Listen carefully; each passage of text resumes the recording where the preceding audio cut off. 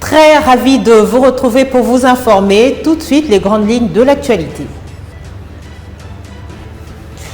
La RDC et le Rwanda ont paraphé mercredi aux USA le texte du futur accord de paix entre les deux pays. Parmi les dispositions reprises dans ce document figure le retour des réfugiés et des déplacés internes. Le Qatar également a pris part à ces discussions.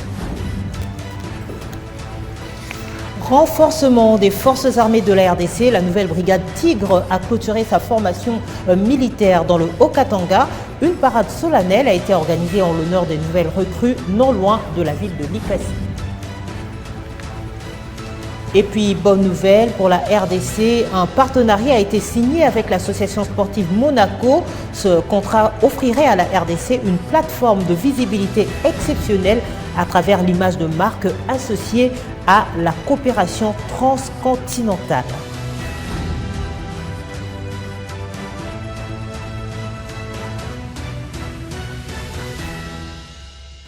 Paix et stabilité dans la région des Grands Lacs. Les experts gouvernementaux de la République démocratique du Congo et du Rwanda ont paraphé mercredi 18 juin à Washington le texte du futur accord de paix entre les deux pays. Cette rencontre a eu lieu en présence de la sous-secrétaire d'État américaine aux affaires politiques, Alison Hooker. Ce processus délicat a été précédé le 25 avril dernier par la signature d'une déclaration de principe.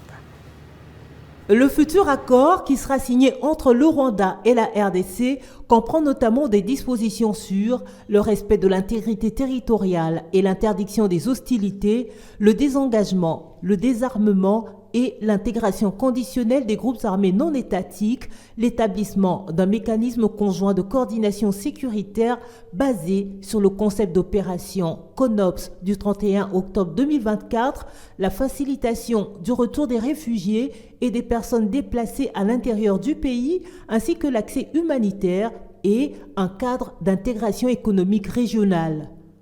Dans le cadre de la coordination en cours entre les efforts de facilitation des États-Unis d'Amérique et de l'État du Qatar, l'État du Qatar a participé à ces discussions afin d'assurer la complémentarité et l'alignement entre les initiatives des deux pays visant le dialogue et la paix dans la région. La RDC et le Rwanda ont tous deux exprimé leur gratitude pour les précieuses contributions et les efforts conjoints des États-Unis et du Qatar en tant que partenaires dans la promotion d'une résolution pacifique, ajoute le département d'État américain. Ce dernier affirme attendre avec impatience le prochain sommet des chefs d'État à Washington afin de faire progresser la paix, la stabilité et la prospérité économique dans la région des Grands Lacs. Partenariat avec la France, le gouverneur du Congo central, Grace Bilolo, a accordé mardi dernier à Matadi une audience à Rémi Maréchaux, ambassadeur de France en République démocratique du Congo. Au centre de leur discussion, le projet Bomaville durable. Ce projet financé par la France concerne particulièrement la formation des compétences pour la jeunesse de Boma qui doit proposer ses projets, mais aussi la ville de Matadi où seront construites quelques infrastructures de développement en faveur de la jeunesse. Images et commentaires. Rentré fraîchement de Kolwezi, chef-lieu de la province du Lualaba, où il a participé à la 12e conférence des gouverneurs, le gouverneur Grace Bilolo a eu un tête-à-tête ce mardi 17 juin dans son cabinet de travail avec l'ambassadeur de France en RDC, Rémi Machereau, qui était porteur d'une bonne nouvelle de l'avancement du grand projet Bomaville durable. À Boma, la formation de compétences congolaises au bénéfice des citoyens congolais autochtones a été au cœur de sa descente. Donc c'était important pour moi de venir au Congo central et d'y passer 5 jours, parce qu'on a beaucoup de choses. Vous avez mentionné à juste titre le lancement de ce projet Ville durable à Boma, qui est un gros projet de 50 millions d'euros. Mais nous étions hier sur le site d'Inga, et ça c'est aussi pour nous très important, pour la province du Congo central, mais pour la RDC et même pour tout le continent africain. Donc nous sommes très engagés aux côtés de la Banque mondiale pour que ce projet aboutisse enfin. Donc nous sommes engagés à la fois sur la préparation du projet, mais aussi pour la préparation du pays au projet. Ce qui est très important, c'est que les habitants du Congo central commencent à ressentir directement les bénéfices du projet avant que Inga soit terminé. Et ce qui est très important pour nous aussi, c'est d'anticiper et de former en amont toutes les compétences qui seront requises pour la conduite de ces travaux, pour que ce soit des Congolais qui mettent en œuvre un projet congolais. Accompagné du conseiller politique de l'ambassade de France, Patrice Leroy, et Madame Safia Ibrahim, directrice pays de l'Agence France pour le développement, l'hôte du gouverneur a fait savoir que ce grand projet prend aussi en compte Matadi et d'autres entités territoriales de la province pour le désenclavement de coins des dessertes agricoles. Donc nous avons discuté de ça, nous avons discuté également de formation, éducation primaire, vu que dans la province du Congo central, la France, à travers l'Agence française de développement, construit presque 800 salles de classe, plus un institut de formation des maîtres. Donc il y a beaucoup de choses à faire dans la province du Congo central. Donc aujourd'hui, avec le gouverneur, nous avons discuté non seulement de tout ce que la France fait déjà, mais également des projets de la province pour des axes de développement stratégique. Boma Ville durable, un projet évalué à 50 millions d'euros, est appuyé sur financement de la Banque mondiale. Dans le même registre, le gouverneur de la province du Congo central, Grace Bilolo, a exprimé sa jubilation consécutivement à la visite de l'ambassadeur de France en RDC dans la province portuaire. Ses propos sont recueillis par Fleuris Katamba. Je tiens d'abord à remercier M. l'ambassadeur pour l'intérêt qu'il accorde à notre province et aussi remercier l'agence AFD, l'agence française, qui s'est intéressée à notre province, notamment pour le projet Boma Ville durable. Pour moi, c'est quelque chose de très positif parce qu'on est plusieurs provinces, mais cet intérêt accordé à la province du Congo central, ça nous va droit au cœur. Et le projet Ville durable aujourd'hui pour nous, c'est un projet qui va relancer la ville de Boma. Et aussi la formation qui m'intéresse le plus. C'est la formation qui m'intéresse le plus parce que le projet ne s'arrête pas à construire, mais c'est la suite aussi pour former le jeune. Parce que, comme vous le savez, la province du Congo central est appelée à beaucoup de grandes choses. Il y a le port à nom profonde qui arrive, il y a le projet Grand Inga qui arrive. Et si nous avons cette expertise de jeunes déjà formés, je pense qu'on est déjà prêt pour tous ces grands projets. Et dans le chapitre de la sécurité, les forces armées de la République démocratique du Congo, en zone opérationnelle de l'Ituri, ont neutralisé mardi dernier plusieurs éléments de la milice de la Convention pour la Révolution populaire, milice pilotée par Thomas Lubanga. Cet exploit a été enregistré après une démonstration de force de l'armée nationale très déterminée à en finir avec les groupes en Ituri. Les détails avec le lieutenant Jules Ngongo, porte-parole des FARDC en Ituri. Il est joint au téléphone par Gétou Bapilé. On l'écoute. Les forces armées de la République démocratique du Congo informent l'opinion nationale et internationale qu'une patrouille offensive lancée dans le village Nogo, situé dans la chefferie de Bahema Nord, dans le territoire de Djougou, a permis d'enregistrer le résultat significatif dans le cadre des opérations de sécurisation de la zone. Les forces armées ont neutralisé plus de 5 éléments appartenant au groupe armé CRP de Thomas Lubanga, allié du M23, capturé 5 autres et récupéré plusieurs armes de guerre, donc le fusil d'assaut et de munitions. Le commandant des opérations et gouverneur militaire de la province de l'Ituri, lieutenant-général Luboyankan Chamadjoni, salue le professionnalisme et le courage de ces hommes et les encourage à poursuivre sans relâche ses ennemis de la paix afin de le mettre définitivement hors d'état de nuire. Par ailleurs, les forces armées de la République démocratique du Congo, en Ituri, sous le commandement du gouverneur militaire et commandant des opérations, lieutenant-général Luboya, lance un appel pressant à tous les éléments de CRP encore avec de prétentions de déstabiliser la région laquiste, à se rendre sans condition. À défaut, il s'expose à une riposte ferme des forces loyalistes. Le temps du pardon reste encore ouvert, mais la tolérance zéro envers les ennemis de la paix demeure de rigueur. Sécurité encore, parade solennelle en l'honneur de la nouvelle brigade Tigre au centre d'instruction militaire de Moura, non loin de la ville de Likasi, dans la province du Haut-Katanga. La cérémonie a eu lieu mardi dernier, marquant la fin de la formation de ces recrues qui devront être déployés sur terrain. Cette solennité aux couleurs de discipline et ferveur militaire a été présidée par le colonel Médard Zanza Tessemba, commandant du 10 centre. Images et commentaires.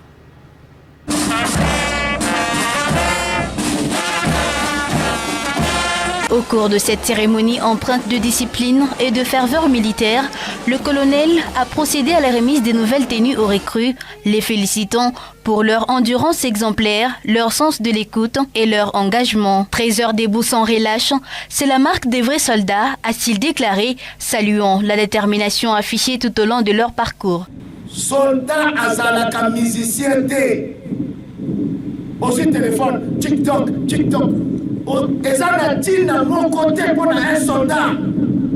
Le colonel Zanza a exhorté les militaires à maintenir une discipline irréprochable en attendant la venue prochaine du chef d'état-major général, seule autorité habilitée à officialiser leur déploiement opérationnel. En guise de reconnaissance, il les a confirmés soldats de 2e classe dans l'attente de la confirmation hiérarchique finale.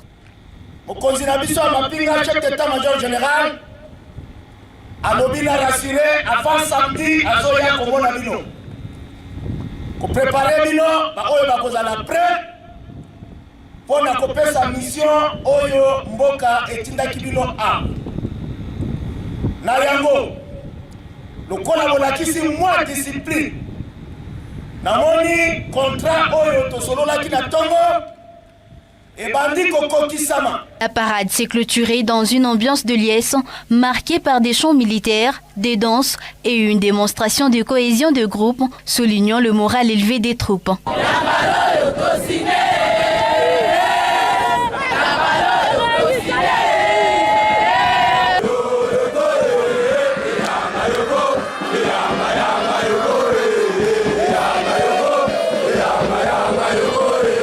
Le centre d'instruction de Moura, situé dans le Haut-Katanga, est reconnu pour sa rigueur, sa discipline et sa capacité à former des militaires aguerris destinés à défendre l'intégrité territoriale de la République démocratique du Congo. Drame de Moba dans la province du Tanganyika, on en parle. Le président de l'Assemblée nationale, Vital Kamerhe, a accordé mardi dernier une audience aux élus du Tanganyika afin de mettre au clair les vraies informations relatives à cette tragédie de Moba. Cette rencontre survient après un tollé sur les réseaux sociaux, mais également le recadrage de l'armée sur le bilan du dit drame. Une satisfaction pour les élus du Tanganyika qui ont tenu à se rebiffer après leur dernière sortie médiatique virilement critiquée. Selon l'élu de Kalemi, il y a eu erreur de la part du caucus des députés nationaux du Tanganyika sur l'interprétation de chiffres communiqués au président de l'Assemblée nationale Vital Kamerhe lors de l'audience leur accordée le même jour. Le député national John Banza a reconnu être à la base de cette information et précise que le chiffre communiqué représente en réalité un cumul de pertes humaines enregistrées dans la région et sur une période de 4 ans et non un bilan d'un événement intervenu durant le week-end.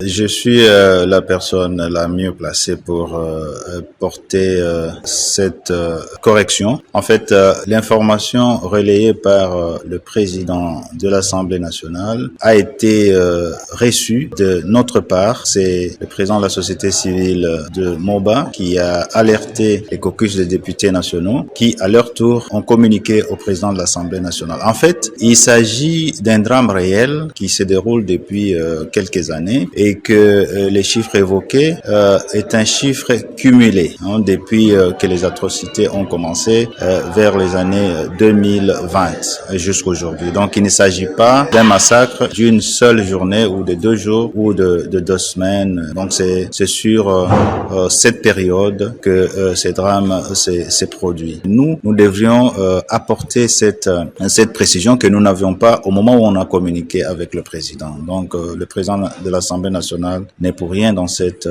communication. Donc il a fait écho de ce que nous lui avons dit et le président de la société civile avait omis de nous donner cette précision qui est très importante. Nous remercions le président de l'Assemblée nationale qui est très sensible aux difficultés, aux problèmes qui touchent nos populations, qu'il est vraiment engagé pour chercher des solutions de paix et de développement de notre pays. Nous continuerons à le remercier pour sa sensibilité. Cette clarification intervient après la publication d'un communiqué de l'Assemblée nationale à la chaîne nationale rectifiant l'information donnée par le speaker de la Chambre basse du Parlement lors de son intervention faite en guise de compensation en réaction aux éléments transmis par le caucus du Tanganyika. Ce journal se poursuit avec la justice. Le ministre d'État à la justice et garde des Sceaux, Constant Mutamba, a annoncé mardi 17 juin dernier sa démission au président de la République, Félix-Antoine Tshisekedi. C'était à l'issue d'un entretien qui aurait duré près d'1 heure. Le président de la République, de son côté, a pris acte de la démission de celui qui était à l'origine du réquisitoire de l'éditeur général des Forces armées de la République ayant conduit à la levée des immunités de l'ancien président de la République, Joseph Kabila, poursuivi pour détournement présumé de fonds publics. L'ancien candidat à la présidentielle de 2023 quitte la scène ministérielle dans un climat de haute tension politique et judiciaire.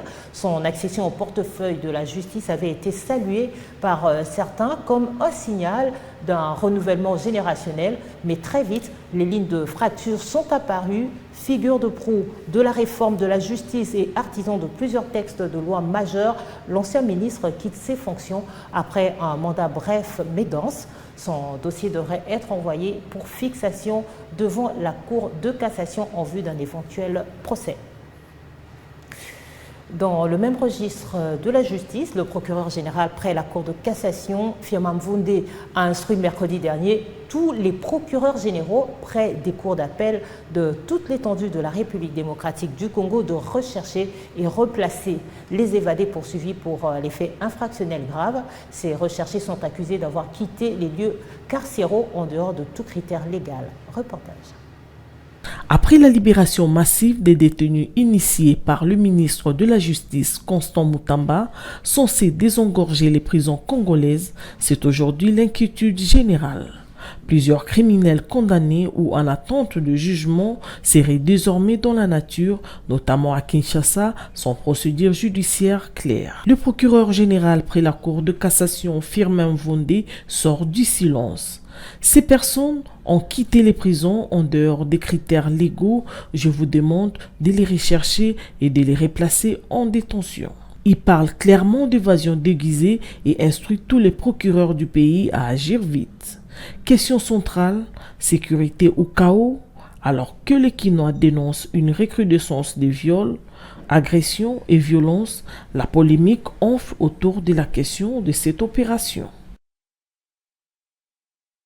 Après la structure dans ce journal, détérioration de l'avenue du tourisme entre Mimosa et Kintambo. Après la pluie du samedi dernier, le ministre d'État aux ITPR, Alexis Guizarro, et le gouverneur de la ville, Daniel Bumba, ont dépêché des équipes de l'Agence congolaise des grands travaux et la société Grec 8 pour des travaux d'urgence et dragage et curage depuis lundi dernier. Sur place, les travaux avancent à pas de géant et la population très impatiente souhaite que ces travaux se fassent très rapidement afin de soulager la peine des usagers de cette route. L'avenue du tourisme qui borde le fleuve Congo à Kinshasa est restée fermée à la circulation toute la journée du 14 juin dernier à la suite d'une menace de coupure non loin de la cité Mimosa où une tête d'érosion s'est manifestée après les intenses pluies tombées sur la capitale dans la nuit du vendredi 13 au samedi 14 juin 2025. Les eaux de ruissellement sur le plateau artificiel qui jouxte la route l'ont une nouvelle fois érodé, amenant une grande quantité de terre charriée qui a fini par entamer la route au contact avec le flanc du fleuve. Conséquence, interruption du trafic. Réagissant en urgence, l'Agence congolaise des grands travaux, à travers sa direction provinciale de Kinshasa, a activé le partenaire Créquit qui travaille déjà sur cette route depuis le lancement du programme des travaux en urgence de voirie et de lutte anti-érosive, curage, dragage ainsi qu'acquisition d'équipements décrété par le gouvernement central et lancé le samedi 24 mai dernier par le ministre des ITP, Alexis Gisaro Mouvouni. Après toute une nuit de travail, consacrée notamment à une purge de matériaux qui dérangent et le rechargement au moyen de gros éléments rocheux, ce dimanche 15 juin 2025 au matin déjà, la circulation avait été rétablie sur les deux voies de la chaussée avec un apport d'une troisième bande en cours de création, selon le cahier des charges confié à la firme Créquit sur ce projet. En fin d'après-midi, en provenance de Kolwezi où il a participé à la conférence des gouverneurs, Daniel Bumba Lubaki, gouverneur de la ville province de Kinshasa, est arrivé sur le chantier. Accueilli par le bourgmestre de la commune de Ngaliema, il a reçu les explications de la situation de ce chantier de la bouche du directeur général de la CGT, l'ingénieur Nikonza Unzaou, assisté de ses collaborateurs, dont l'ingénieur Aline Tangamiampi, directrice provinciale adjointe de la direction provinciale de Kinshasa. Le premier des Kinois est allé voir les dégâts causés sur le flanc du plateau artificiel par la chute des eaux. L'immensité de la tâche qui attend l'entreprise, comme la mission de contrôle ainsi que la délicatesse des ouvrages à mettre en œuvre par ici, ont été rappelés aux uns et aux autres par son ministre en charge des travaux publics. Une certitude a été donnée aux hôtes de ce chantier comme aux usagers de l'avenue du tourisme par le directeur général de la CGT. Le trafic est désormais rétabli de manière durable sur les deux voies et les travaux de consolidation de cet acquis sont déjà en cours. Tout à fait. Autre chose, un incendie a été déclaré à l'aéroport international de Ndjili à Kinshasa mercredi dernier, causé par un tracteur de piste appartenant à la société ATS qui a pris feu sur le tarmac peu après avoir tracté un avion de la compagnie ASKI. Le véhicule devrait ensuite servir à déplacer un appareil de la compagnie Air Congo. C'est alors que le premier engin s'est enflammé, provoquant un important dégagement de fumée. Le service anti-incendie de l'aéroport est intervenu. La tourette principale n'ayant pas pu être utilisée immédiatement, les équipes ont eu recours aux lances latérales pour éteindre le feu. Aucun blessé n'a été signalé et les avions stationnés à proximité n'ont pas été touchés, nous précise ici le commandant de l'aéroport international de Ndjili, Vicky Lundula. Il est au micro de Saturnin Gembe. C'est tout justement le tracteur qui est derrière nous, de la compagnie ATS. Après avoir poussé l'avion ASKI, et le tracteur venait pour pousser l'avion de Air Congo qui était sur ce parking numéro 5. Alors, subitement, comme ils ont pris un autre tracteur, lui il traînait, il a pris feu. Et quand il a pris feu, on a appelé le service anti-incendie qui ont accouru, qui ont intervenu directement. Ce n'est pas que le villanger a brûlé, non, mais il y avait un grand feu. Les amis ont intervenu rapidement. Combien de moteurs ils ne savent pas. On ne pouvait pas utiliser les tourelles. Les tourelles, c'est l'eau qui sort directement au-dessus du camion. Parce que ça n'a que 3 minutes pour sortir toutes les eaux là. On utilise les latéraux parce que le feu était visible et accessible par rapport aux sapeurs-pompiers. Ils sont arrivés, ils ont déployé les latéraux et ils ont éteint le feu. Conséquence, même les pneus n'ont pas brûlé, sinon ça serait calciné. Et quand ils ont maîtrisé en un temps record, ça a été fait. Quand les véhicules sont arrivés, il fallait absolument déclencher les latéraux. C'est ça la procédure. C'est comme ça que vous voyez, le directeur général adjoint est venu. personnellement pour s'acquérir de la situation. J'ai appelé le directeur général titulaire. Directeur général pour toucher du doigt de ce que je lui ai dit au téléphone. Merci monsieur le commandant, nous en sommes édifiés. Merci beaucoup. Merci beaucoup. Et pour finir, je l'annonçais au sommaire de cette édition, la République démocratique du Congo et l'association sportive Monaco signent un protocole d'accord de collaboration dans la communication, formation et partage d'expériences, un mois après l'annonce faite au Conseil des ministres du 9 mai dernier par le ministre des Sports et Loisirs Didier Budimbu Tubwanga.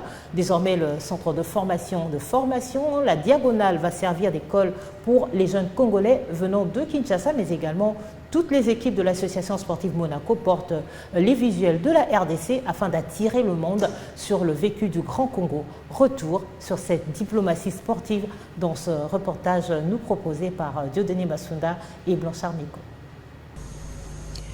Le ministre des Sports et Loisirs a fait le point du projet du partenariat stratégique entre la République démocratique du Congo et l'AS Monaco pour la visibilité et le développement du football. Une annonce aux allures d'un chapelet de bonnes intentions en conférence de presse du 9 mai 2025, routine politique pour les plus dubitatifs et pessimistes. Pourtant, le génie blanc n'en a pas encore fini avec ses prouesses. 24 heures après, Didier Budimbu passe à l'offensive et obtient le Graal inattendu et autrefois apanage du pays de 1000 collines qui a appâté les clubs européens à vulgariser la visite dans un pays pourtant sanguinaire et meurtrier.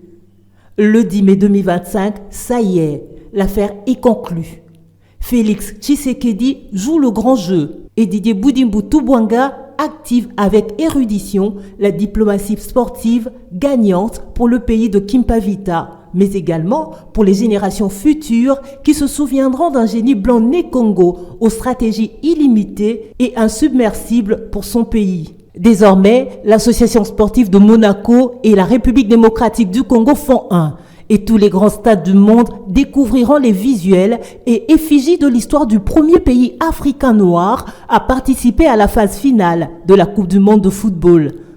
Les Léopards croiseront le fer en amical avec le club de principauté française entre Kinshasa et la France, et même les jeunes Congolais seront accueillis au centre de formation de l'AS Monaco appelé la Diagonale pour mieux aiguiser leur talent. Une victoire de plus pour Félix Tshisekedi et pour son potache Didier Budimbu qui fait scintiller le ministère des Sports longtemps terni. Dorénavant, Visite RDC se hisse au sommet de l'art footballistique mondial de génération en génération. C'est ici que nous bouclons ce journal. Merci de votre attention soutenue. Retrouvez ce journal sur YouTube si vous l'avez raté. À très bientôt.